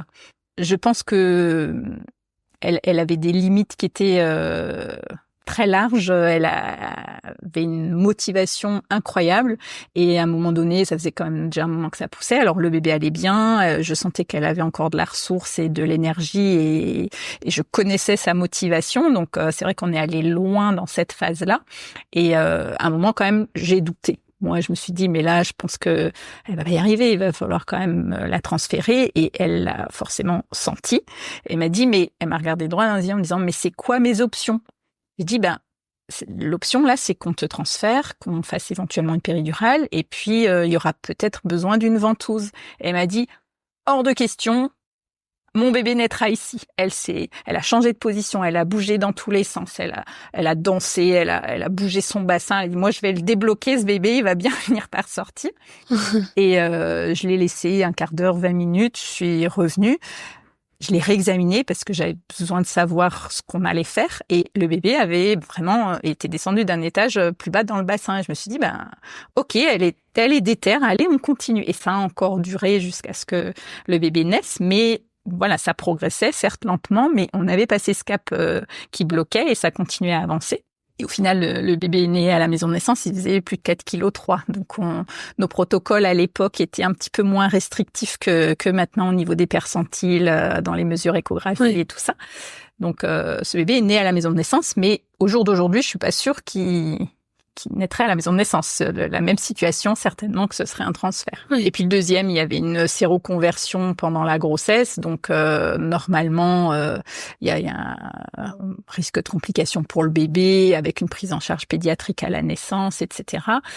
Il n'y a pas de difficulté particulière à l'accouchement, mais là, la réorientation aurait été nécessaire pour le bébé. Et d'elle-même, elle a contacté l'équipe de pédiatrie, on a communiqué par mail, elle a fait des échographies supplémentaires pour voir l'évolution, elle a refusé l'amniosynthèse. Dans sa tête, elle savait que ce bébé allait bien, elle savait que ce bébé n'avait rien par rapport à la conversion qu'elle avait fait. Et elle a réussi à convaincre l'équipe de pédiatres que, ok, elle pouvait accoucher en maison de naissance, qu'il y aurait une surveillance du bébé après, qui même pouvait se faire en ambulatoire. Elle a remué ciel et terre, et finalement, elle a accouché en maison de naissance, et ça a été un peu un cas d'école pour ce genre de situation qu'on n'avait jamais rencontré avant.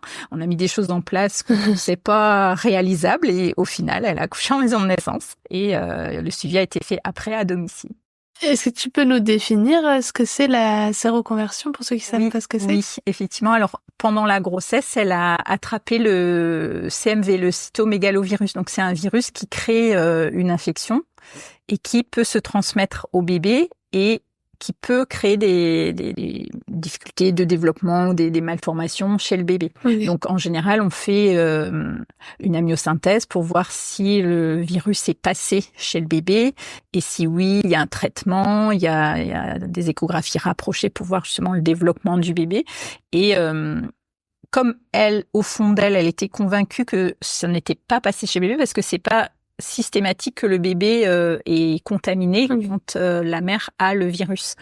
Et à partir du moment où elle a su ça, elle s'est dit non, mais moi, mon bébé va bien, je le sens qu'il va bien. Et c'est là où, quand je disais qu'il fallait leur faire confiance, quand elles disent quelque chose, il faut les croire. Si elle est convaincue, elle, que son bébé va bien, ben c'est que ça va bien. Et à l'inverse, une maman qui est inquiète, qui dit bah, je sais pas, j'ai l'impression qu'il y a un truc qui va pas, je suis inquiète, il faut les voir dans la journée ou voir dans l'heure, parce que si elle est inquiète, il faut s'assurer que tout va bien. Et à partir de là, l'angoisse disparaît, mais c'est toujours à prendre au sérieux. Et là, elle était convaincue, mais ça, c'est pas entendable par une équipe de médecins. Si elle sent que son bébé va bien, les médecins, ils vont dire, mais qu'est-ce qu'elle en sait? Eh ben, si, on peut quand même le sentir. Alors, peut-être pas toutes les femmes, mais certaines femmes qui sont dans une telle confiance et dans une telle connaissance de leurs émotions et de leurs impressions, de leurs sensations, on peut leur faire confiance. Et moi, du coup, j'étais pas inquiète pour ce bébé. Ok, on fera les examens qu'il faut, l'analyse d'urine et ci et ça, mais la prise de sang avec le Guthrie, on a fait tout ce qui était dans le protocole, mais j'avais confiance en elle, qui elle avait confiance en son bébé.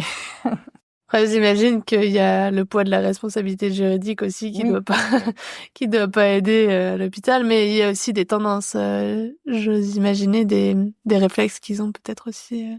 Et du coup, son troisième, tu disais... Oui, et donc son troisième bébé, pas de soucis pendant la grossesse. Au niveau des courbes échographiques, très bien, pas de diabète. On s'est dit, nickel, c'est vraiment la grossesse qui est toute fluide, il y a rien, tant mieux, c'est super, tu vas coucher à la maison de naissance.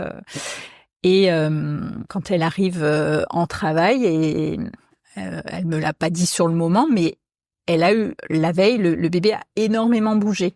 Et on a pour habitude à la maison de naissance de pas systématiquement examiner pour voir la dilatation, pour s'assurer que le travail est bien lancé, etc. Il y a plein de femmes qui n'ont aucun toucher vaginal pendant le travail, et quand ça pousse et le bébé arrive. Et donc c'est ce qui s'est passé. C'était son troisième. Je la connaissais de ses 2 accouchements précédents. Et je me suis dit de toute façon, elle va bien accoucher, il y a pas de souci. Et puis le travail avance, phase active, c'était très intense et tout. Elle commence à pousser, puis à un moment, elle me dit je perds les os. Voilà, le liquide s'écoule. Ok, le liquide est clair, tout va bien. Et on voit un pied. Donc ce bébé était en siège. Donc normalement, les sièges ne se font pas à la maison de naissance, évidemment. Sauf que là, il était en train de sortir. Elle était dilatation complète, ça poussait, le bébé arrivait. Donc on s'est regardé droit dans les yeux. Je dis oui, c'est un siège, ça pousse, donc tu pousses. Et elle s'est dit Nathalie me dit tu pousses. Elle a pas l'air stressée. Je vais pousser, puis on va bien voir. Et en quelques minutes, elle a sorti son bébé et le siège s'est hyper bien passé. Si j'avais pu, j'aurais filmé, parce que c'est vraiment le siège comme il devrait se faire, c'est-à-dire le bébé qui sort tout seul, qui se dépose sur le sol tout doucement, sans rien avoir à faire. Et quand même, quand on l'a pesé, 4,650 kg. Ah oui. Un siège de 4,6 kg, là. Donc je me dis, celui-là, il aurait pas dû naître à la maison de naissance. Et pourtant, il est né à la maison de naissance. Mais à aucun moment, j'ai douté dans ses capacités d'accoucher. Je sais comment elle était déterminée pour son premier, qu'elle a poussé pendant des heures et qu'elle a réussi à mettre au monde par elle-même et dans des bonnes conditions. Que ce deuxième bébé, pareil, n'aurait pas dû naître à la maison de naissance, et finalement, elle a réussi à accoucher en maison de naissance. Quand on a vu un pied, je me suis dit, là, ça lui correspond. Ce bébé, il a fallu qu'il se démarque. C'est comme ça qu'il s'est... C'était le troisième cas qu'elle avait pas encore fait. C'est le truc qu'on avait mais pas du tout imaginé, et c'est seulement après qu'elle me dit, mais tu sais, hier, il a quand même beaucoup bougé. J'ai eu un petit doute, et c'est maintenant que tu me le dis. Et là, elle me dit, mais en fait, je crois que... inconsciemment, je voulais pas être confrontée à cette situation, parce que si je t'en avais parlé, tu m'aurais examiné, tu aurais vu que le bébé était en siège, qu'est-ce que tu aurais fait? Tu m'aurais transféré. Donc, quelque part, je crois que ni elle ni moi n'avions voulu vraiment savoir, et que c'était écrit comme ça. Ouais.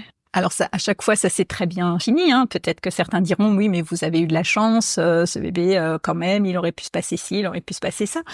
Oui, peut-être, mais la confiance était là. Oui. Elle était en confiance dans ses capacités d'accoucher. Moi, j'étais en confiance par rapport à ses capacités d'accoucher. Et il n'y a pas eu de Oui, peur. c'est ça. Vous vous connaissiez quand même. C'est Il y avait une part où des années, tu savais. sur Ouais. déjà des naissances précédentes et je connaissais sa détermination et je savais que de toute façon elle était capable de mettre son bébé au monde, quel que soit le lieu, la manière, elle peut accoucher partout et dans n'importe quelle situation. C'est beau. Et je me demandais, tu dis que t'as vu le pied, tu lui as dit de pousser, ça s'est fait en quelques poussées, en quelques minutes. Si t'avais vu une difficulté, à un moment donné, t'aurais quand même acté pour le transfert ou pas, ou enfin, à quel moment ça se joue, parce que nous, on a eu une invitée qui a été dans ce cas, un siège inopiné, et eux, dès qu'ils ont vu le pied, ils l'ont transféré. C'était une autre maison de naissance, hein. Et je me demandais justement quel délai ça se joue, parce qu'en effet, si en quelques poussées le bébé sort, bon bah il sort. Mais tu vois, toi par exemple, tu dis ça, Ouais. c'est ça. Mais si toi, par exemple, au bout de 5, 10, tu vois, moi j'ai pas du tout notion de ça, juste pour savoir par curiosité, vu qu'on a eu un autre cas dans nos interviews, c'est plus de la curiosité personnelle en fait, savoir à quel moment tu sens que c'est plus ok. Le fait que elle ait déjà accouché 2 fois en ma présence, les 2 fois, ça m'a vraiment aidé à avoir confiance. Et je savais que même si il y avait des manœuvres à faire, on est formé aussi en tant que sage-femme. On fait régulièrement des formations pour réagir en cas d'urgence en maison de naissance. Donc, c'est des situations qu'on est amené à rencontrer, dont le siège. Donc, on est formé à ça. Et j'avais fait quelque temps avant, je sais plus exactement, mais vraiment une formation adaptée avec des manœuvres sur mannequin, de comment rabaisser les bras, faire les manœuvres qui peuvent être faites parfois dans les sièges qui sont pris. Ouais. Et la première chose qui m'est venue à l'esprit, c'est il peut naître vite, ce bébé, j'ai confiance en elle, et tant que les choses avancent, eh ben on continue. Si par contre il y avait eu le pied, c'est ça, voilà, c'est que il est pas bloqué. Il y aurait eu un pied, il y aurait, et puis ça n'avançait pas. Effectivement, je sais pas à ce moment-là comment j'aurais réagi, mais peut-être que effectivement on peut encore avoir le temps de transférer à ce moment-là. Mais si on a le pied et dans la foulée on a le deuxième pied, puis on voit les fesses qui arrivent, on voit qu'on a le dos du bon côté, on voit que le bébé. Oui, en fait c'est ça, c'est que l'autre cas, alors, il était comme ça en fait. Il avait un pied en haut, un pied en bas. C'est un nom a priori, je me souviens plus. Oui, voilà, c'est ça. Avec même asymétrique, quoi, avec un pied qui est venu et puis l'autre jambe était remontée. Ouais. Et un premier, je pense que j'aurais transféré si ça avait été un premier, parce qu'on ne sait jamais trop comment elle va accoucher, comment est-ce qu'elle va paniquer, est-ce que. Oui, non, mais c'est sûr que le fait que tu aies eu les 2 accouchements avant, ça aide énormément. C'est une patiente connue dont tu connais les capacités. Non, mais c'était par curiosité. Mais c'est vrai que j'avais oublié ce détail, que c'était pas. Oui, toi, t'as vu le deuxième pied arriver, mais etc. Pour la petite parenthèse quand même, c'était notre deuxième à la maison de naissance à Femme. Il y en avait eu un quelques années avant, et là, pour le coup, c'était un premier. Elle était dans la piscine. Et elle dit à la sage-femme, alors c'était pas moi, c'était ma collègue, elle dit mais le bébé il s'est tourné. Et donc, elle a interprété, il s'est tourné, il a mis le dos de l'autre côté, il a dû beaucoup bouger, et puis elle décrit cette sensation du bébé qui tourne. Mais en fait, après, elle a dit, mais si, je l'ai vraiment senti se retourner. Et à ce moment-là, se mettre les fesses en bas en plein travail. Hein. Elle devait être, je sais pas, 5-6 centimètres. Pendant l'accouchement. Et sauf que ma collègue... elle est restée là-dessus, elle l'a pas examiné, et puis au moment où, pareil, ça commence à pousser, tout ça, à un moment donné, dans la baignoire, sous l'eau, on voit un petit pied. Et c'était un premier, et il y avait en sage-femme 2, c'était justement cette fameuse Roselaine qui était ma première collègue, qui a fait beaucoup d'accouchements à domicile, qui a 40 ans d'expérience, et qui l'a regardé et qui dit c'est un pied, il sort, il va naître ce bébé. Donc elle était tellement sûre d'elle, elle a fait des tonnes de sièges en Afrique, elle est hyper à l'aise avec ça. Finalement, ce bébé est né quand même à la maison de naissance. Alors ma collègue était un petit peu moins à l'aise, et pour l'anecdote, c'est elle qui était là pour la naissance de ce siège, le deuxième en fait. Et quand la patiente dit il y a un pied, je regarde Laurine, je lui dis oui c'est un siège. Elle me dit encore. Qu'est-ce qui se passe? Encore un siège, mais en mode humour quoi. Elle pareil, elle était pas du tout stressée du coup, et voilà, on s'en fait une petite habitude au siège inopiné à Femme. Et les deux se sont très bien passés. Le fait que vous ayez confiance, enfin, que la première fois, il y ait cette femme qui avait eu tellement d'expérience de siège. Je sais pas, là, dans le cas de l'autre, bon, c'était un siège décomplété, mais en plus, peut-être que c'était des sages-femmes qui avaient jamais fait face à la situation, ou peut-être qui avaient pas eu récemment, comme toi, une formation ou quoi. Oui, c'est qu'à un moment donné, quand tu vois un pied sortir, tout le monde n'est pas à l'aise avec cette idée, quoi. Dessus, et là, tout de suite, dans ta tête, tu te dis, siège, maison de naissance, c'est pas possible, on transfère. Je pense que il vaut mieux transférer si tu stresses, parce que dans tous les cas, ça va pas aider la maman. Alors que si tu te dis, ok, c'est un siège, en soi, c'est pas une catastrophe, il y en a plein qui naissent en siège, c'est des très belles naissances quand on laisse faire, là aussi. J'ai confiance, ça peut le faire.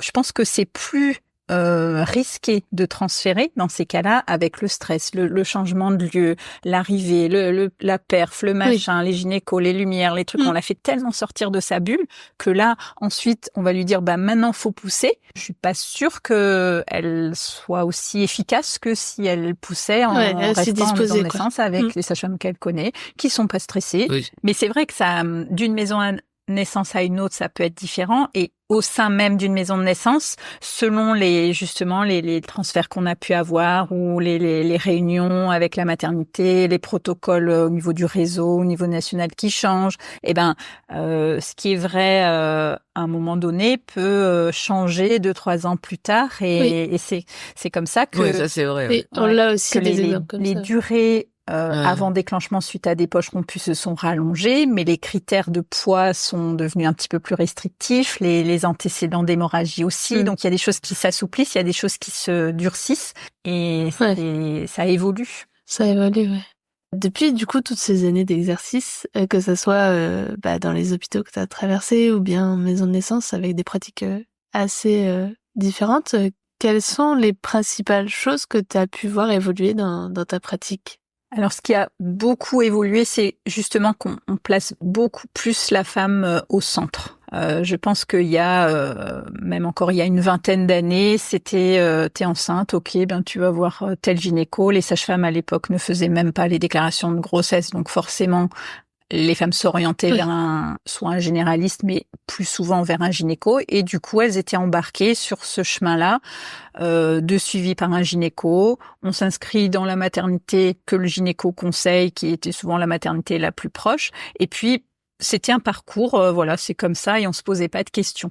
Et maintenant, quand même, la femme est beaucoup plus prise en compte, rien que par les projets de naissance qui se développent de plus en plus. Les maternités sont de plus en plus ouvertes quand même aux projets de naissance. Cette hypermédicalisation qui est passée par ce stade de médicaliser à outrance, on repasse quand même plus sur respecter un peu plus le temps, respecter les souhaits, et vraiment, je pense que ça évolue dans le bon sens. C'est pas encore assez rapide, mais ça évolue dans le bon sens. On a quand même de plus en plus, on va prendre en compte les souhaits du couple. Les réseaux sociaux ont joué beaucoup parce que les informations circulent, elles ont beaucoup plus d'informations. Alors parfois, il faut arriver aussi à trier l'information quand on va la piocher un peu de partout. Et puis tout le mouvement des violences obstétricales, etc. Donc ça a quand même beaucoup fait bouger les choses. Ça permet aux équipes de se remettre en question sur leurs pratiques, sur plein d'actes qui sont faits de manière systématique, de se dire oui, peut-être que dans ce cas-là, peut-être qu'on pourrait faire autrement, peut-être qu'on pourrait plus s'ajuster à la personne qu'on a en face. Et c'est pas toujours facile dans les hôpitaux, surtout dans les grands hôpitaux, mais en tout cas, il y a une prise de conscience. Oui. En fait, j'imagine que plus la structure est grosse, plus c'est difficile de faire changer le système, dans le sens où c'est normal, plus un système est complexe, plus c'est difficile d'impacter à tous les niveaux. De changer toutes les règles, oui. Et c'est sûr, oui, que dans les hôpitaux, il y a énormément de monde avec des couples, des femmes avec des profils complètement différents et beaucoup de personnel, et le personnel très différent aussi, avec un turnover de sage-femme quand même important. Le métier sage-femme, il fait plus forcément rêver, donc les sages-femmes restent parfois peu de temps dans un endroit, elle change pour passer en libéral ou elle change carrément de profession. Donc les équipes sont beaucoup moins stables, donc on prend beaucoup plus appui sur les protocoles et on réfléchit pas. Du coup, plus la structure est grosse, plus en fait tout le monde va faire un peu pareil avec tout le monde et on s'éloigne beaucoup plus de ce côté plus individualisé, personnalisé qu'on va avoir dans les petites structures, même dans les petites maternités de niveau 1 avec peu de naissances, elles arrivent à être beaucoup plus à l'écoute et beaucoup plus personnaliser l'accueil et le suivi et l'accompagnement. Ça se rapprocherait presque parfois un petit peu de la maison de naissance, parce qu'il y a peu de sages-femmes, donc elles se connaissent. Non, on a des témoignages un peu dans ce sens. Ouais. Et plus la structure est grosse, moins c'est faisable et ça se comprend. Et puis plus il y a d'activités avec des grosses périodes de rush où il y a plein de choses à gérer en même temps, c'est impossible pour les sages-femmes de personnaliser. Et en plus, elles connaissent pas le couple, elles le voient quelques heures, elles l'ont pas vu précédemment, elles le verront plus après, et c'est juste impossible de personnaliser. Oui. En tout cas, maintenant qu'on a fait un peu le tour du rôle bien particulier que vous avez, vous, toutes les sages-femmes en maison de naissance, est-ce que tu pourrais nous partager ce que ça t'apporte personnellement, le fait de travailler, toi, en maison de naissance? C'est hyper enrichissant, hyper positif, parce que moi, je dis toujours, tant que je me lève à 3h du matin avec le sourire et la banane et le peps pour aller à une naissance, je continue. Le jour où la fatigue prendra le dessus, où je me dirai oh non, pas maintenant, pas aujourd'hui, je suis fatiguée, voilà, là je me poserai des questions, mais pour l'instant dans la balance entre d'un côté les difficultés, les inconvénients, ce côté astreinte, imprévu de partir alors qu'on est fatigué, qu'on a une journée de consulte, on vient juste de dormir 1 heure et puis il faut repartir. C'est vrai que ça c'est dur, mais tant que c'est compensé par cette satisfaction de voir naître ses bébés dans des telles conditions, de voir des couples accueillir leurs bébés comme ça, ce bonheur qui se dégage. On a notre petit shoot d'ocytocine aussi, nous, au moment des naissances. Et tant que j'ai ça, je me dis que, je suis à la bonne place, quoi.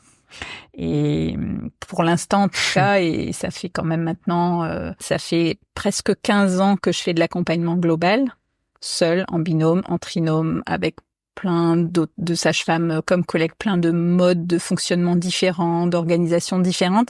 Et à chaque fois, en fait, je m'y retrouve parce que c'est comme ça que j'ai envie de travailler.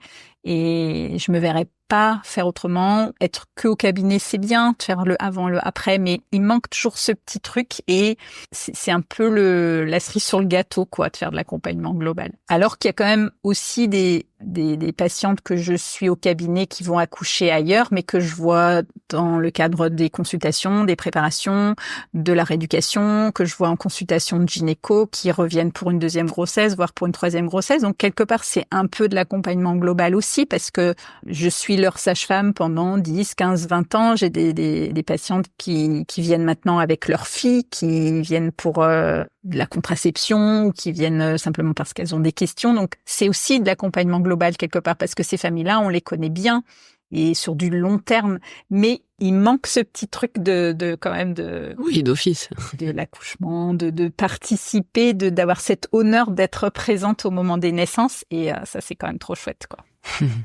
Et avant de se dire au revoir, on pose toujours notre question signature. Est-ce que tu pourrais nous partager une petite astuce ou un petit tips pour les personnes qui préparent leur accouchement physiologique? Je pense que vraiment le truc qui va être hyper important pour un accouchement physiologique, c'est d'être convaincu profondément au fond de soi que tu en es capable, que tu peux le faire, que tu as cette puissance et que tu es capable de mettre au monde ton bébé par toi-même. Merci Nathalie pour tout ce que tu nous as partagé aujourd'hui. C'était très riche et hyper intéressant comme conversation. Et comme toujours, on espère que les auditeurs et les auditrices qui souhaitent en connaître plus sur le métier de sage-femme en maison de naissance auront trouvé dans tous ces échanges les informations pour nourrir leur curiosité. Et finalement, beaucoup de femmes exposent ici à notre micro ce sentiment d'avoir été actrices, comme on disait, tout le long de leur accouchement. Et on pense que cette possibilité, elle est donnée par le fait aussi que les sages-femmes prennent une posture particulière d'accompagnatrice. Et du coup, merci encore à toi d'être venu mettre en lumière ce métier et tout ce que ça implique. Et bien sûr, on te souhaite une belle carrière, pleine de jolies naissances. À bientôt, Nathalie. Merci, et puis vraiment merci à vous pour ces podcasts qui sont juste géniaux, et c'est super d'avoir axé ça autour des maisons de naissance. C'est vraiment merci à vous. Avec grand plaisir, merci. Au revoir Nathalie. Au revoir. Vous venez d'écouter le podcast Par voix basse à voix haute. Si vous avez aimé cet épisode, partagez-le autour de vous. C'est le meilleur moyen pour notre podcast de rester visible. N'hésitez pas à vous abonner si vous voulez être notifié des prochains épisodes. Merci encore d'être là avec nous et d'écouter ces moments de vie uniques et intenses. À la semaine prochaine pour un nouvel épisode. Et n'oubliez pas, il n'y a pas de bon accouchement. L'histoire qui compte, c'est votre rencontre.